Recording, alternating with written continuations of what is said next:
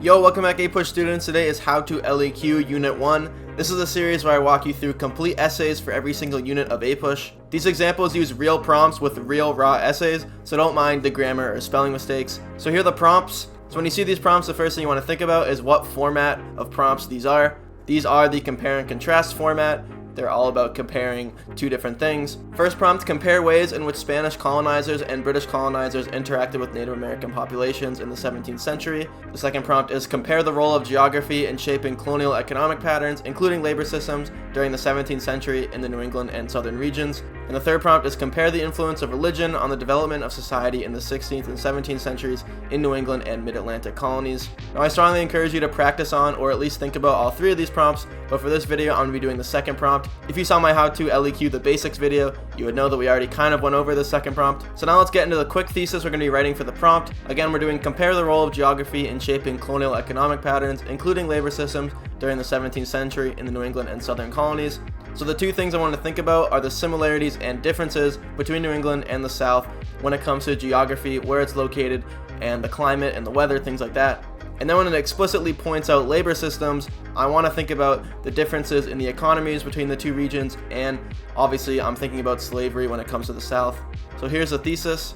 Although both the New England and southern colonial regions were similarly located near the Atlantic Ocean, allowing both to develop export economies, the differences in climate between the regions proved more important because it contributed to each region developing different industries, which became the basis for the different labor systems observed in the North and South that shaped the early United States. So based on this thesis, I'm going to use the first paragraph to talk about the similarities in the geography, how they were both located near the Atlantic, and that allowed them to export their goods. And in the second paragraph, I'm going to get into the differences, being the climate, how the South had much warmer weather, and that allowed them to dive into like an agricultural and plantation economy. And for the bigger picture, arguing why it's more important, I'm going to be using those facts to talk about how that evolved into slavery and how slavery became a massive thing in the country and how it really shaped the United States. So now let's get into the essay. We're going to start with the intro and contextualization part. In the 17th century, European powers sought to expand their wealth and power by opening up the Atlantic Ocean to reach trading areas in East Asia. But when Spain sent Christopher Columbus by sea, he instead found the West Indies, a place off the coast of the new and expansive New World, or America.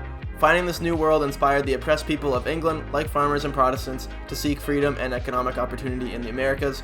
It was there they established many colonies on the east coast of North America from north to south.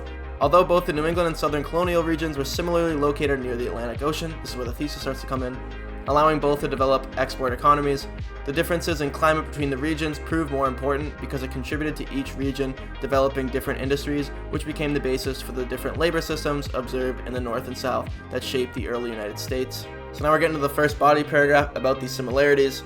The location of the colonies influenced the northern and southern colonies' economic patterns similarly because it encouraged the colonies to have an export-based economy. In the map of the world, the coast of the British colonies is connected to the Atlantic Ocean, where conveniently Eastern Europe, Africa, and other American islands also touch. This made it very easy for the people of the colonies to export goods to various lands where the goods, sometimes newly discovered like maize, were in high demand. As evidenced by the transatlantic trade, the colonies made a lot of money off of trade to places like England, Spain, France, and Africa. But it wasn't just food that the colonies were exporting, it was also equipment and raw material. African tribes were opened up to guns, gunpowder, and other tools that were useful to the people who were threatened by tribal warfare that had ravaged Africa for a lot of its history, similarly to how tribal warfare affected Native Americans. On top of that, the idea of mercantilism became infused with the British economy, which influenced the rise in value of raw material. The colonies became encouraged to mine raw material to then export it over the Atlantic to Britain. When Britain made trade more exclusive and controlled through the Navigation Acts, the colonies again utilized the Atlantic to smuggle goods, exporting them to other nations. The geography of the world, most importantly the Atlantic Ocean, influenced the northern and southern colonial economic patterns similarly because they became based in exporting goods. Despite the similarities, the geography within the colonies caused only one region to become distinctly reliant on one labor system, while another region went a different route. This is where I start to set up the second body paragraph about the differences. The vastly different climates within the northern and southern colonies influenced their economic and labor patterns differently because the South was better suited for plantations, while the North was better for fishing and commerce. The North colonies are famous still today for their rocky soil, while the South is known for its warm weather and open fields. This geography caused the North to be more based in commerce by producing tools, raw material, and lumber. They also made a lot of money on fishing, In contrast, the South became a hub for landowners to open up vast plantations, covering a ton of land for farming. These differences ensured the colonies to have hands in every type of good in the market, and that this diversity made them more active in the transatlantic trade. Products like tobacco became a chief cash crop, and guns and weaponry were sold to Africa and the natives. This also influenced labor systems. Slavery blew up in the South as landowners became worried by poor farmers rioting in the Bacon's Rebellion, and the idea of a private hardworking man in New England who went to his job every day took hold in the North. The different geographical situations in the North and South influenced the regions differently because the South became more reliant on farming and slavery, while the North was more focused on private commerce. So you can see now we're at the conclusion of the second body paragraph. I haven't yet gone into the more important part because the second paragraph was kind of running on a little bit, but I will touch on that in the conclusion. Although the North and South were influenced in some similar ways by geography, ultimately the differences are more important because the diversity of the American economy was critical to its early success in the Atlantic trade and how the labor systems and resources shaped America. The North and South became similarly based on exports because of the geographically convenient Atlantic Ocean, but the products they produced were different and the labor systems they used were even more different.